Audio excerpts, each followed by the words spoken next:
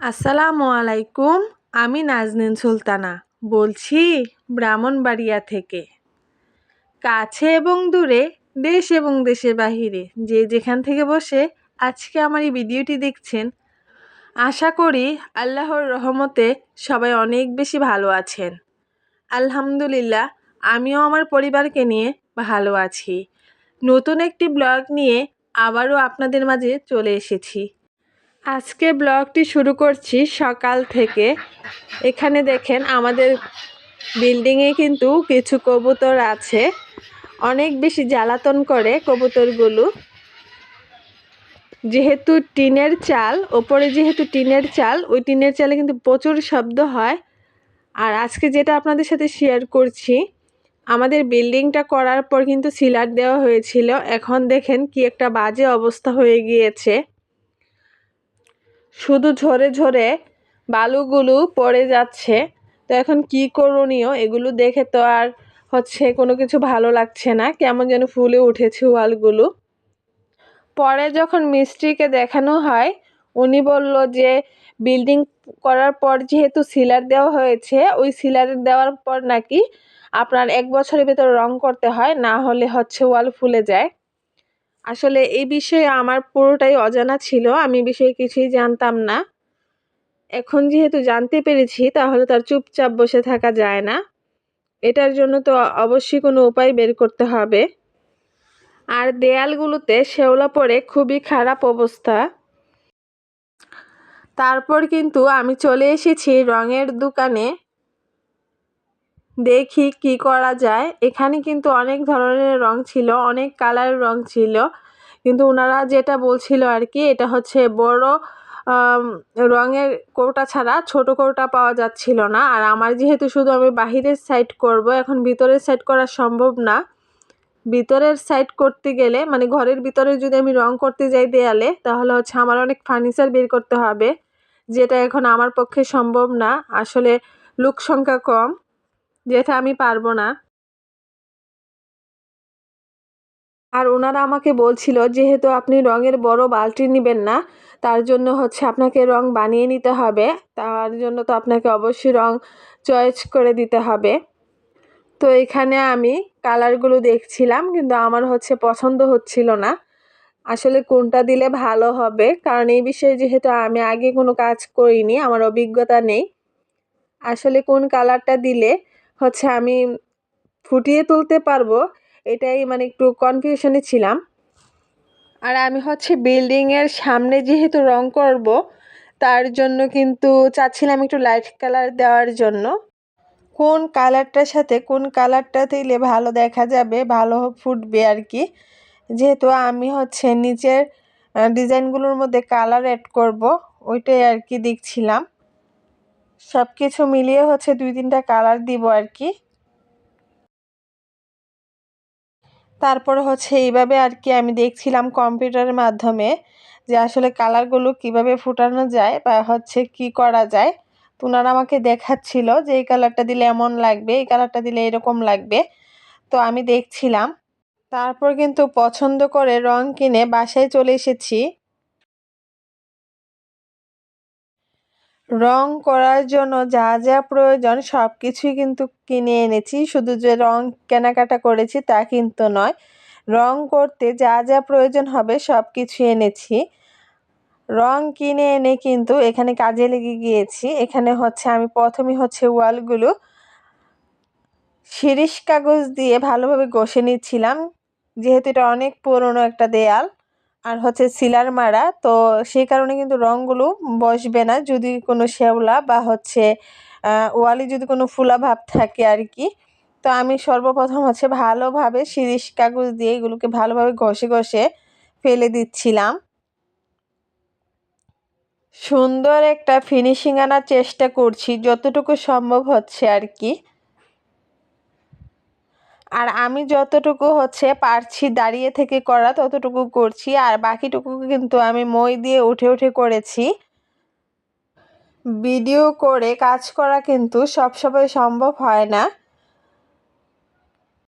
রঙের কাজ বলে কথা, আমার হাতে কিন্তু রং লেগে গিয়েছিল। ওই রঙের হাতে কিন্তু বারবার ফোন সেট করা, তারপরে হচ্ছে মোবাইল ধরা, এগুলো কিন্তু আসলে অসম্ভব ছিল। আর আমার যেহেতু কেউ নেই ভিডিও করে দেওয়ার জন্য, যতটুকু হচ্ছে নিজে নিজে করা যায় আর যতটুকু সম্ভব হয়েছে ততটুকুই কিন্তু আপনাদের সাথে আমার ক্যামেরায় ক্যাপচার করে শেয়ার করেছি।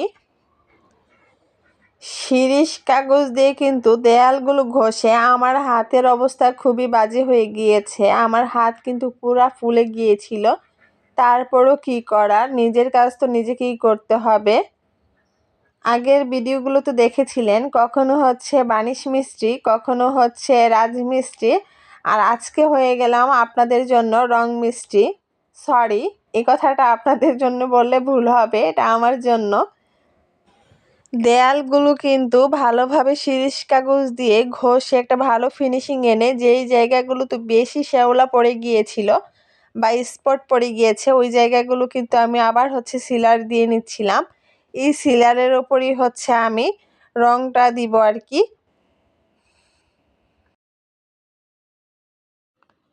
আর এই তো আমি কালারটা নিয়েছিলাম। ওনারা যখন আমাকে কম্পিউটারে দেখাচ্ছিল তখন হচ্ছে এই কালারটা আমার কাছে ভালো লেগেছিল। পরে হচ্ছে আমি এই কালারটাই পছন্দ করে নেই। আর ওপরে হচ্ছে আমি কিভাবে রং করেছি আপনাদেরকে বলছি। প্রথমে হচ্ছে ময়ে উঠেছিলাম, কিন্তু ময়ে ওঠার পরে যেটা দেখলাম, রং মানে রোলারে লাগিয়ে তারপরে হচ্ছে রং করা আমার জন্য একটু কষ্টকর হয়ে যাচ্ছিল আর আমার শরীর কাঁপাকাঁপি করছিল। তার জন্য হচ্ছে আমি মুলির মধ্যে আর হচ্ছে বাঁশের মধ্যে দুইটা রোলার বেঁধে তারপরে হচ্ছে রংগুলো করেছিলাম। নিচ থেকেই দাঁড়িয়ে যতটুকু সম্ভব হচ্ছিল করছিলাম, আর যেটা পারছিলাম না মানে আমার সম্ভব হচ্ছিল না করা, ওইটা হচ্ছে আমি একজন লোক নিয়েছিলাম, যেহেতু আমি ছাদে উঠতে পারবো না মই দিয়ে, ওই কারণে হচ্ছে একজন লোক নিয়েছিলাম আমার ছাদের ওপরটা হচ্ছে ভালোভাবে শিরীষ কাগজ দিয়ে ফিনিশিং এনে সিলার মেরে তারপরে হচ্ছে রং করে দেওয়ার জন্য। তো উনি হচ্ছে আমাকে ওপরের সাইডগুলো একটু রং করে দিচ্ছিল, যেটা হচ্ছে ফিনিশিং আনতে পারছিলাম না রং করে ওই সাইডগুলো। আর নিচের দেয়ালের সব অংশ কিন্তু আমার হাতের রং করা। আর এখানে হচ্ছে আমি রং করার জন্য অনেকগুলো সাইজ নিয়েছি ব্রাশ, মানে অনেক সাইজের ব্রাশ নিয়েছি রং করার জন্য।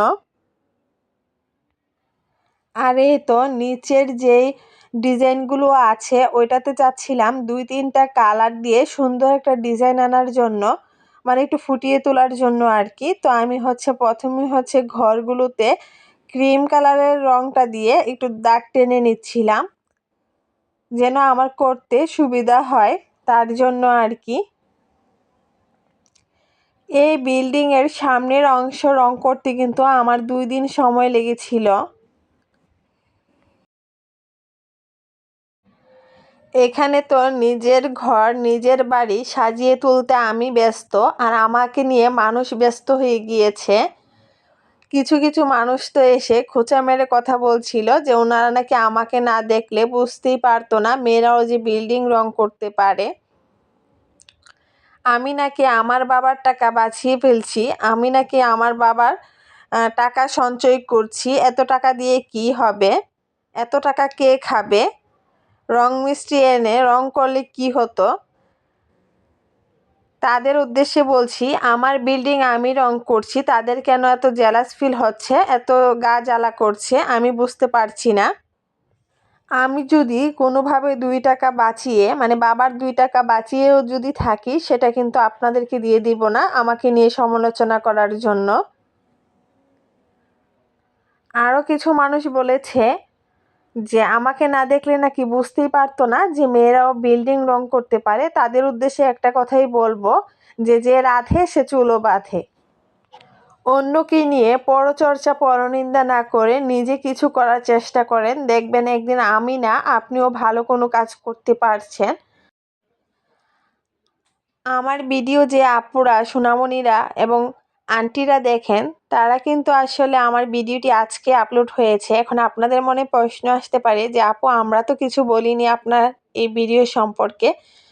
আসলে আন্টিরা এবং আপুরা আপনারা কিছু বলেননি, কিন্তু আমার আশেপাশের মানুষ অনেকেরই হচ্ছে গা জ্বালা করছে, তাদের উদ্দেশ্যেই বলছি।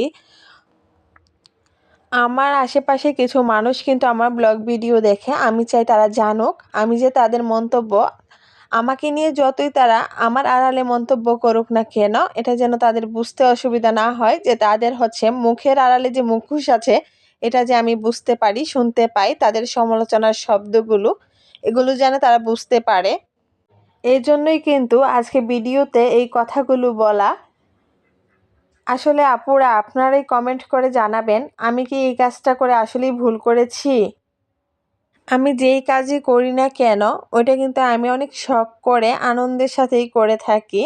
আমার কাছে কিন্তু আমি যে এত পরিশ্রম করেছি, এত কষ্ট করেছি, কিন্তু আমার কাছে কিন্তু এই রং করার পর কোনো কষ্ট নেই, কোনো পরিশ্রমের কথা আমার মনে নেই। আমি যা করেছি ভালোবেসে ভালোবাসার সাথে করেছি। আর আমি যে বিল্ডিং রং করেছি এটা কিন্তু না, আমার আব্বা কিন্তু সব সময় আমি যতক্ষণ ছিলাম বাহিরে রং করছিলাম ততক্ষণ কিন্তু বাহিরে বসেছিল, আমার রং করা দেখছিল। এবং আমার আব্বা কিন্তু অনেক খুশি ছিল যে আমি রং করছি, বাড়িটা এখন সুন্দর লাগবে। আমার আব্বাও কিন্তু বলেছিল মানুষ দিয়ে হচ্ছে রং করানোর জন্য রং মিষ্টি এনে, কিন্তু আমি বলেছিলাম আমি আমার মনের মতো করে রং করে দিব, আশা করি আপনার পছন্দ হবে।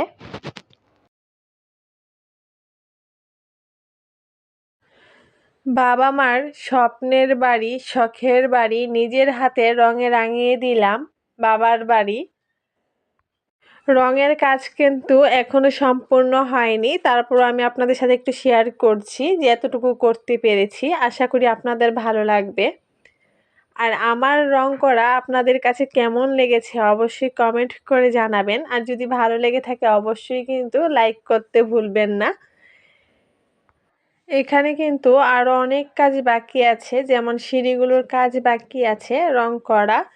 তারপরে হচ্ছে নিচের সাইডগুলো কিন্তু আমি রং করিনি, এখানে অনেক কাজ বাকি আছে। আর এখানে যে সামনে শাপলাগুলো দেখতে পাচ্ছেন আর ছাদটা দেখতে পাচ্ছেন, এগুলো কিন্তু আমি একজন লোকের সাহায্যে করিয়ে নিয়েছি রংগুলো। আর বাকি সব কাজ কিন্তু আমি নিজ হাতে করেছি। আর এখানে কিন্তু আরো অনেক কাজ বাকি আছে, আসলে আস্তে আস্তে আপনাদের সাথে সব কিছুই শেয়ার করব। এখানে কিছু লাইটিংয়ের কাজও বাকি আছে। এরকম নতুন নতুন ভিডিও পেতে, আমার জীবন সম্পর্কে জানতে, আমার সম্পর্কে জানতে অবশ্যই কিন্তু আমার চ্যানেলটিকে সাবস্ক্রাইব করে আমার পাশে থেকে যেতে হবে। আমার জীবনের সুন্দর কিছু মুহূর্ত নিয়ে আবারও হাজির হব আপনাদের মাঝে, আমি নাজনীন সুলতানা। সবাই অনেক বেশি ভালো থাকবেন, সুস্থ থাকবেন। আজকে এই পর্যন্তই। আল্লাহ হাফেজ।